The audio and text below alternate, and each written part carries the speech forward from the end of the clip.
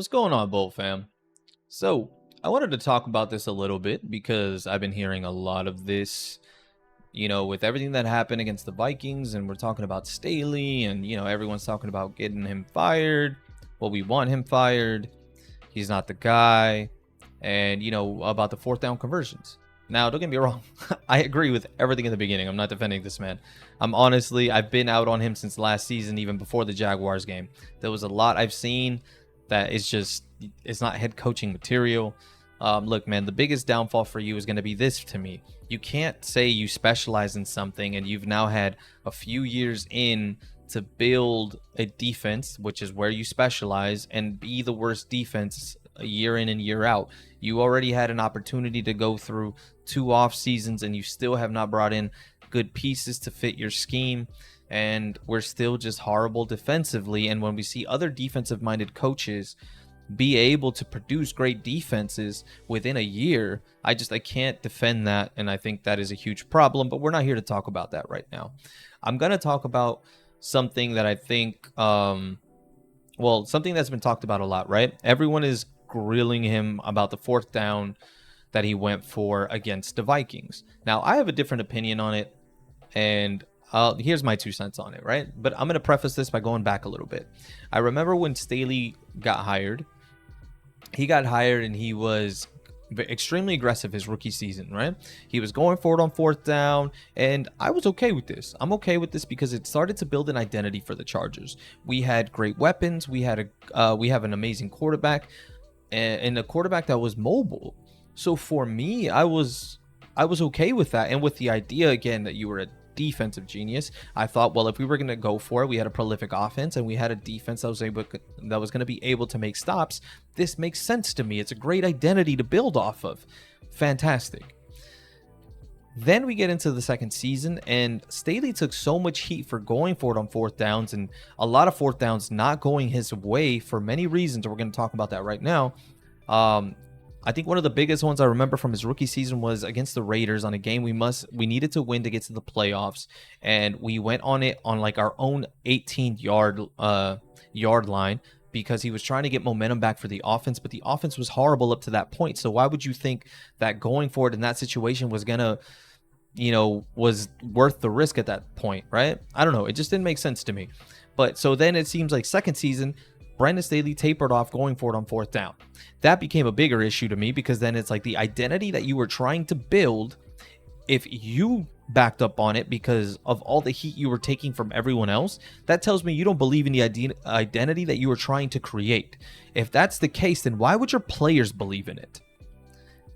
That bothered me because now it's like, okay, if this isn't going to be our identity, what was it? I feel like all of the second year under his head coaching tenure for the Chargers, I don't know what we were. We had no specialty. We were very uncreative. There's a reason we haven't succeeded, but I'm like, with all the talent we've had, if we were able to create an identity for this team, I think our team would be so deadly, because even with that being said, we still somehow made the playoffs. Now we're going into our third year. Now him going for it on fourth down feels different. It feels like now he's flipping a coin. Heads I go for it, tails I don't. Because there was a moment against the Titans where he should have went for it on fourth down. He didn't do it. And then there was a moment where he shouldn't have, and he ended up going for it. I was like, okay, well then I'm not following your logic here, Staley. There's no logic behind. I don't want to hear analytics because there's no logic behind why he goes for it and why he doesn't. And then everyone now is grilling him about the Vikings fourth down. Here's my problem with Staley and what he was trying to create. If you are going to be known, if you are going to create an identity for being a fourth down team, shouldn't you have like an entire playbook designed for these situations? Similar like to the Eagles, right? If they get on 3rd and 1, 4th and 1, we all know what they're going to do. They're going to do that QB sneak that no one can stop. If you are going to build a team with this kind of identity, then you must have an entire playbook that is seared into the players' brains. This is what we're going to do on 4th and 1, 4th and 5, 4th and 10, if we had to, 4th and 15. There should be plays schemed to get players open and put Herbert on the move so that in case he has to, he can use his legs if nobody got open because he can move. But it always felt like our third down plays were extremely uncreative. Herbert was extremely stationary, a lot of stick routes. And it's like, well, if you're going to do this, why are you not going to put these players in the best situation to succeed? That always blew my mind. And then again, if you were going to be a defensive minded coach, well, if we're not converting on these fourth downs, that means your defense has to be elite, right? You have to make stops. Well, at least you would think that. Not the case. We consistently get put into situations where our defense cannot hold, and we've constantly been in the bottom tier of teams defensively. That's inexcusable for a defensive-minded head coach.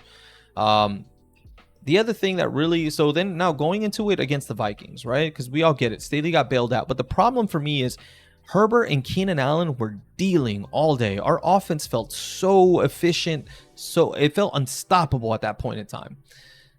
And on the 4th and 1... Because I actually was okay with the idea that we went for it on 4th and 1. I'm like, our defense wasn't good. I felt like if we were to punt it, the offense would be able to gash us for gains. They would be more prepped to go for it, to actually just beat us downfield, even with no timeouts. I didn't trust our defense. I trusted our offense, seeing what they were able to do during the entire game. I trusted them more to be able to get 1 yard than our defense to stop the Vikings. So I was okay with it. But what bothers me, what really bothers me on 4th and 1, I just talked about the playbook, right? Be creative. Put your players in the best situation to succeed. You end up running the ball on 4th and 1 to Joshua Kelly from the fullback position. You end up giving the ball to a player that has been the only offensive player that has done nothing all game. And the thing that just blows my mind, Staley, your job is on the line. The game was on the line, and possibly our season was on the line, and you gave it to the one player that has done nothing. The only one player that legitimately has done nothing all game. At that point, Joshua Kelly had like 11 carries for like 12 yards. Why wouldn't you, if this situation was this important, and it was, why wouldn't you put the ball in your best player's hands? That made zero sense to me, and why you're taking even more heat. If you were to put the ball in Herbert's hands and you didn't get the 4th down, I couldn't get mad at you. I'm okay with the 4th down situation. I know a lot of people would have still cooked you. But if you are going to put everything on the line, put it in the hands of your best players. Anyways, that's where I stand with that. I'm okay with the 4th down, but again, I don't agree with the play calling. I don't agree with the situation. And some people might say, well, Kellen Moore's running the offense. You are the head coach. If you thought on 3rd down that you possibly could be going for it on 4th down, I would have already been talking to Kellen Moore. Like, what is your plan in this situation? At the end of the day, you are on top. You are the head guy. You need to be aware of what everything is going on the field. You should have been communicating with Kellen Moore to see what you wanted for this situation. I'm not blaming Kellen Moore in this situation. I'm blaming you, because this isn't the first time, the second, or the third time that we have seen you make poor decisions on 4th down. At the end of the day, you are the head coach. You are going to get the blame. All right, now moving on to Mike Williams. Before we begin, man, it's a little sad that this could be Mike's last game with the Chargers. I think with the salary cap situation, I don't think we see him back next year, which is a little unfortunate. All right. Look, I'm going to have a take that I don't think is going to be extremely popular. But here's my thing, right? So before Mike Williams got signed to his contract, I was actually not a fan. I haven't been the biggest Mike Williams fan, and it sucks saying this right now because he's injured, right? This is nothing against Mike, man. I had an amazing time watching you play, watching you make amazing catches. I'll never forget the catch and the 2-point conversion, the amazing game you had against the Kansas City Chiefs for that comeback win. But at the end of the day, here was my issues with Mike, right? My biggest issues was he was extremely unhealthy. He was always hurt, and that always kind of just sucked. Then there was games where we saw him, he would go off. He was just unstoppable all game long. But then there was games where it's like, dude, I forgot you were on the field. You'd have 3 catches for 18 yards, and I didn't hear from you all game long. He was extremely inconsistent, and I've always hated that about Mike Williams.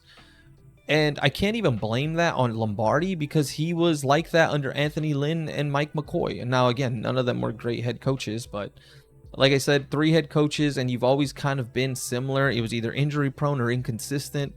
I don't know. I was never a huge fan. I just felt like the money wasn't worth paying you at the moment. Then we go into the next thing. It's like he was very reliant on 50-50 balls. People are saying that it's like, well, he had size and speed. I never thought he was that fast. If you look at most of Mike Williams' deep catches, they were because corners made a mistake, a blown coverage, or it was because he caught a 50-50 ball. And the 50-50 thing is cool and it's exciting, but it's like, this is a player with a bad back. This is a player that's like, if you have to rely on that, it's also a dangerous throw. So I was never the biggest fan of it. I think it's okay if you have to do it every now and then, but I felt like Mike Williams was dependent on that deep. So I don't know. For me personally, it wasn't my favorite. And like I said, before I say this, just know this, right? So I was never a fan of the way that the offense was constructed for Herbert. I love Keenan. Like I said, I liked Mike, but like I didn't like the inconsistency. And I like Joshua Palmer. I think he's a good third, second string receiver. But these 3 guys together, I don't think bring out the best in each other, because none of them had breakaway speed, and most of them were either route runners or guys that catch in traffic. No one can take the top off of defenses. You know what would make these guys even better? If they were surrounded with speed. Which is why I feel like now that Mike Williams is hurt, that this team might actually be better and more efficient offensively, because now you're going to have to put in Quentin Johnson, Darius Davis, and Jalen Guyton. If you have those 3 guys out there, because I get some people compare Mike Williams to Johnson. I don't think they're the same players. They can both go up for the 50-50 balls, but they're going to do it differently. I think Johnson is more a finesse, a speed guy, as a receiver. So I think putting him out there with the, like the other guys I mentioned with Guyton and Davis, they're going to be able to stretch defenses out, meaning that's going to give Keenan Allen more room, Everett more room, Joshua Palmer more room. It's going to make this offense so much more dangerous because those guys can actually take the top off of defenses. I think Johnson is going to actually fit better with this core of receivers because of that. People are going to have to worry so much about, Palmer and Keenan in the middle, that safeties might end up getting beat deep, having to worry about this. I think our offense is going to be more efficient this way. And again, it's nothing against Mike Williams. If you were to take 2 guys between Palmer, Keenan, and Mike, I think 2 of those guys, any combination you want, and put them around speed makes them better. So this isn't a knock on Mike Williams. I just think those 3 guys never brought the best in each other. And I think now 2 of these guys meshed in with speed makes them so much more dangerous, because I don't know how you cover them now. Now defenses are really going to have to worry about pick your poison. Are you going to try to get beat on the flats with Eckler catching a ball and trying to tackle him in open space? Are you going to try to cover the middle and try to stop Keenan Allen or Joshua Palmer or Everett? And then if you cover those guys, well, you could get beat deep by Johnson, Davis, or Jalen Guyton. Now, again, this might be me. This might be me being crazy, but this is just my opinion. I feel like this will actually, in the long term, work out for the Chargers a little bit better. I don't know. I just wanted to kind of like make this video talking about that, because I feel like in a way this is going to be a transition that works in the Chargers' favor. Again, nothing against Mike, man. I hope you get better. I hope you do well. If there is a chance you return to the team, great. Like I said, if you get mixed in, but I think the speed is going to benefit us more. I think it's going to unlock more of Herbert's talent. We can finally see those, big air throws, see him use that cannon downfield again.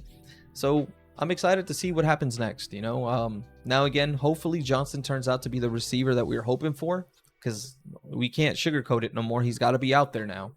So we'll see how this goes. I'm not going to really focus on Johnson so much this week. After the bye week, though, everything is off. I don't care at that point. You got to produce. You got to produce at that point. So that's kind of where I'm at with that. And yeah. Anyways, man, I just wanted to kind of throw out my 2 cents with everything that was going on. We're going to talk about the Raiders soon. But I just wanted to discuss about the 4th down conversions and Mike and everything going forward. But, you know, I think the future's still bright, even with everything going on. Staley, you know, I said this before and I've been hearing it all day. We won in spite of him, not because of him. And I feel like that's going to be the story all year. So for me, Spanos, just let him go, man. That's not it. Defense is still bad. Decision making is poor. I honestly feel like at this point, let's just start the transition already by the bye week. But we know that's not going to happen. All we need you to do is not make mistakes, Staley. At least limit them. But I think this offense is going to be the reason we win games and the reason we have a chance to make the playoffs. So let's hope Eckler comes back. Although I doubt it because the bye week's coming. They might want to give him another week of rest. But anyway, Bolt fam, that's where we're at. And we'll talk soon. Talking about the Raiders coming into town. But peace out.